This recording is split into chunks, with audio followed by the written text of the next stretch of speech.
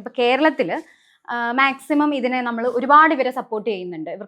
ഇവരുടെ റൈറ്റ്സിന് വേണ്ടിയിട്ട് നമ്മൾ പലരും ഇതിന് വേണ്ടിയിട്ട് ഇറങ്ങി തിരിച്ചിട്ടുണ്ട്.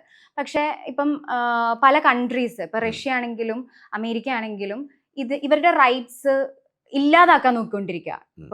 ഇപ്പൊ ലാസ്റ്റ് ഡൊണാൾഡ് ട്രംപിന്റെ ഒരു സ്പീച്ചിലാണെങ്കിൽ പോലും അദ്ദേഹം ഇവരുടെ റൈറ്റ്സിനെ ഇല്ലാതാക്കാനായിട്ട് തന്നെയാണ് നോക്കിക്കൊണ്ടിരിക്കുന്നത്. അപ്പൊ ശരിക്കും ഓർത്തഡോക്സ് ഡെവലപ്ഡ് ആയിക്കൊണ്ടിരിക്കുന്ന ഈ ഒരു സമയത്ത് എന്തുകൊണ്ടാണ് ഇത്രയും ഓർത്തഡോക്സ് മെന്റാലിറ്റിയിലേക്ക് പോയിക്കൊണ്ടിരിക്കുന്നത്?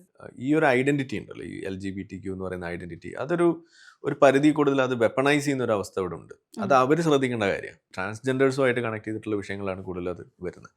അപ്പോൾ അതിൽ ഈ ചെറിയ കുട്ടികളെ ഈ ജെൻഡർ റീഅസൈൻമെൻറ്റ് പോലുള്ള വിഷയങ്ങളൊക്കെ ചെറിയ കുട്ടികളിൽ ചെയ്യുന്ന ഒരു അവസ്ഥ ഉണ്ട്. ഈ എന്താ പറയുക, 18 വയസ്സിന് മുന്നേ ചെയ്താൽ എങ്ങനെ ഇരിക്കും, അല്ലെങ്കിൽ 12 വയസ്സിലൊക്കെ ചെയ്താൽ എങ്ങനെ ഇരിക്കും, എന്നിട്ട് പിന്നെ അവർ വലിയ ആളുകളാവുമ്പോൾ അതിൻ്റെ പേരിൽ അവർ വേണ്ടില്ലായിരുന്നു എന്ന് പറയുന്ന അവസ്ഥ. അങ്ങനെ കുറേ പരാതികളും പ്രശ്നങ്ങളും, അങ്ങനെ അതും ഒരു സൈഡിൽ കൂടെ. അപ്പോൾ ഇതെല്ലാം വരുമ്പോഴാണ് ഈ പ്രശ്നം വരുന്നത്. ജാതി വ്യവസ്ഥിതിയുമായി കണക്ട് ചെയ്തുകൊണ്ട് നമ്മൾ പറയുന്നത് അത് തന്നെയാണ്. അതിൻ്റെ പേരിൽ നിങ്ങൾ എന്തിലും ഏതിലും ഈ ജാതി കൊണ്ടൊന്നും വെക്കേണ്ട കാര്യമില്ല. അപ്പൊ ഇവിടെയും സംഭവിക്കുന്നത് അതാണ്. അപ്പൊ നമ്മൾ പറയുന്നത് അത് ഇവർ തിരിച്ചറിയണം, ഈ LGBTQ കമ്മ്യൂണിറ്റി. അത് കേരളത്തിലും ഇന്ത്യയിലൊന്നും അത്രയും പ്രശ്നമായിട്ടില്ല ഇപ്പോഴും.